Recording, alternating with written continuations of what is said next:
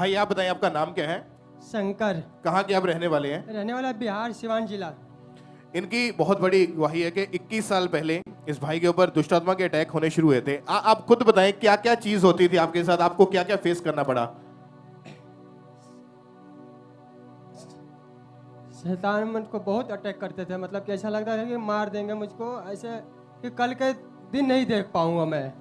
मतलब क्या क्या चीज होती थी आपके साथ उस मुझको टाइम? ऐसा मतलब कि शैतान का अटैक होता था कि पानी तक पीता था, पानी में नहीं पचने देते थे, और प्लस खाना भी नहीं पचने देते थे। मैं काम भी नहीं कर पाता था सूद से कोई काम। बिस्तर पे एक दिन काम करूं, 2-3 हफ्ता बिस्तर पे रहता था, कोई काम धंधा नहीं करता था। और धीरे धीरे आपके जीवन में नशा शुरू हुआ, आपने नशा करना? हाँ जी, नशा तो मैं 2003 से करता आ रहा था। क्या लेकिन नशा मैं करते थे आप? मैं शराब भी पीता था, तम्बाकू भी, गुटखा भी खाता था जी।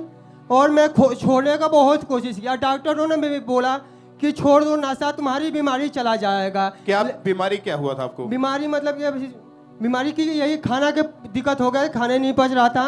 जितना खाना खाता था मैं बाहर आ जाता था जी, पानी भी पीऊंगा बाहर आ जाता था, कोई मेरा मतलब कि सेट कोई मेरे अंदर नहीं सेट करता था। मतलब डॉक्टर ने बोला था कि अगर नशा नहीं छोड़ोगे तो ये बीमारी भी नहीं जाएगी। हाँ जी, हाँ जी। पर आप नशा छोड़ नहीं पा रहे थे। नशा नहीं छोड़ पा रहे थे जी। परिवार वाले जानते थे नशे के बारे में? हाँ जी, हाँ जी, सब मालूम। उसके बाद 2009 में आपकी शादी हुई। हाँ जी। शादी के बाद सेम अटैक आपकी पत्नी के ऊपर होने शुरू हुए हाँ थे। जी, हाँ जी, हाँ जी। इनकी लाइफ कैसी थी? इनकी लाइफ मतलब कि ऐसा, इनको जब भी लड़ाई वड़ाई करते थे हम लोगों, तो इसको इतना मतलब कि ऐसा लगता था कि पड़ जाती, खेल आती थी, खेलने लगी, उसके बाद पड़ जाती थी। ये ऐसा लग रही कि मर गई है इसको। मतलब आप तो नशा करते थे, आपकी पत्नी ने भी नशा करना शुरू कर दिया था? ये भी करती थी जी। आप बहन खुद बताएं कि आप कौन सा नशा करती थी? मैं तम्बाकू खाती थी और गुल भी खाती, गुल भी खाकर पूरा नाशा में चूरती, और कोई हमारे नाशा नहीं थी इसीलिए। और खेल भी आती थी, बिल्कुल हम छोड़ के कैसे हम नाशा छोड़ दिए, बिल्कुल हमसे से छूट नहीं पाता था। ऐसे जब नाशा खा लेती तो हमारे कोई दिखाई नहीं देता, खूब धूमधाम करते हैं, ऐसे हम नहीं करते हैं। घर का माहौल कैसा था उस समय फिर? घर का माहौल बहुत बेकार था और बहुत ज्यादा इनकी जो लाइफ थी ये खराब हो चुकी थी। भाई आप बताएं कि जब ये अटैक आपके ऊपर, आपकी पत्नी दोनों के ऊपर बढ़ने लगे, और क्या क्या चीजें, जब मारपीट होती थी, घर में क्लेश होता था? ऐसा ये भी मतलब कि आपस में हम लोग लड़ते थे, तो ये मतलब कि एक सब्जी वाले काटने वाला चाकू होता था जी सर, तो मतलब चाकू ये मैं उठा लेता था, ये भी उठा लेती थी। मैं इसको छुड़ाने जाऊँ चाकू लेने के लिए, तो ये मतलब कि छोड़ती नहीं थी, तो मैं अपना उंगली काट देता था, मैं भी अपना खून भी पी लेता था काट के। आप अपने हाथ को, अपनी उंगलियों को काट के ब्लड, अपना खून पीते थे? हाँ, ब्लड पी लेते थे जी। और जब नशा भी था, ये भी चीजें आपकी जिंदगी में हो रही थी? हाँ जी, हाँ जी। इसकी वजह से कोई काम नहीं चलता था आपका? कोई काम नहीं था, मैं बहुत मतलब कि अन्य जगह पे के बहुत बर्बाद हो गए जी सर। पर कोई फर्क नहीं पड़ा? कोई फर्क नहीं पड़ा। और दुखी होकर आपकी पत्नी ने भी मरने की कोशिश हाँ करी? जी, बहुत बहुत। और कैसे कैसे मरने का ट्राई किया इन्होंने तो मतलब कि मिट्टी तेल भी गिराए अपने सर के ऊपर, और फांसी भी लगाने की कोशिश की है ये लोग। और आप और दोनों को यही लगता था कि अभी बचना मुश्किल है? मुश्किल है, हाँ जी, हाँ जी। हम लोग यही सोचते थे कि अगर मानिए कि हम लोग का ऐसे ही चलता रहेगा, तो मानिए 3-4 बच्चे हैं, ये लोग कहाँ जाएंगे, किसके हाथ में लगेंगे? अभी से हम लोग का मतलब कि बहुत सी जिंदगी बर्बाद हो रहा है। आपने ध्यान से सुना इनकी गवाही को कि ये अटैक पहले हस्बैंड के ऊपर होते थे, शादी हुई, उसके बाद पत्नी के ऊपर भी अटैक होने लगे, दोनों नशा करते थे, दोनों के ऊपर दुष्ट आत्मा के अटैक होते थे। भाई अपने हाथ से अपनी उंगली को काट के ब्लड पीता था। आपको यहाँ का अंकुरउल्लाह मिनिस्ट्रीज के बारे में कैसे पता चला था, यहाँ चर्च के बारे में?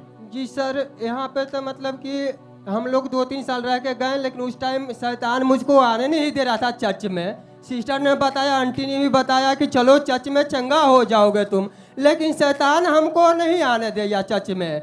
वो लेकर चला गया गांव में। गांव में लेने के बाद मैं साल भर गांव में रहा। उसके बाद मेरे को यीशु मसीह बोला कि चलो मैं बचाऊंगा। और उस दिन संडे वाला दिन मीटिंग था, इमरजेंसी जंक्शन में मैंने बैठा, वहीं पर प्रार्थना हुआ, मुझ पर पड़ा, मैं वहीं पर गिर गया। मैं बोला मेरा खुदा जिंदा है, बचा लिया मुझको नया संसार दिखा दिया, नया देश दिखा दिया, हमको नया जन्म दे दिया मुझको मेरा खुदा है जिंदा करने वाला। मैं उसी को तारीफ करता हूँ। अभी मैं गांव में गया, पिता परमेश्वर को सुसमाचार करने के लिए मैंने सुसमाचार किया, लोगों को बचाया भी। मुझको मेरा पिता परमेश्वर मेरे साथ रहते हैं और मैं रूहों को बचा कर आया गाँव में, मैं अपने जाकर पिंडों में। तारीफ करें परमेश्वर की जोर से इस बड़ी गवाही के लिए। और आप अभी कितने महीने हो चुके कि बिल्कुल आजाद हो चुके हैं? जिस हमको हो गया भी तो 7 महीने तो लगभग हो ही गया। आप कोई नशा नहीं करते? आपकी पत्नी?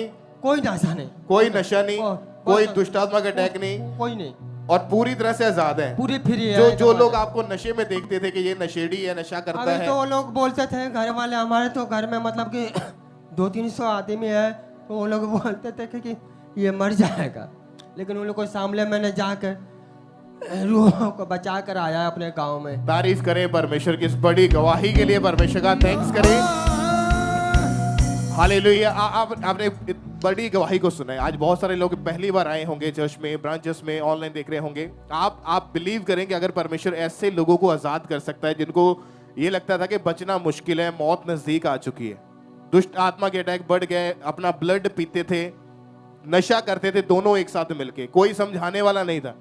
लेकिन जब परमेश्वर की हुजूरी में आए, वो दुष्ट आत्मा छोड़ के गया, नशा खत्म हुई, बीमारियां खत्म हुई, और 6-7 महीने के करीब हो चुका है। ये दोनों पूरी तरह से आजाद है। अपने हाथों को उठा के ऊंची आवाज में थैंक यू जीसस बोलते हुए सब तालियों के साथ परमेश्वर के जीवित नाम को महिमा दे इस बड़ी डिलीवरेंस के लिए।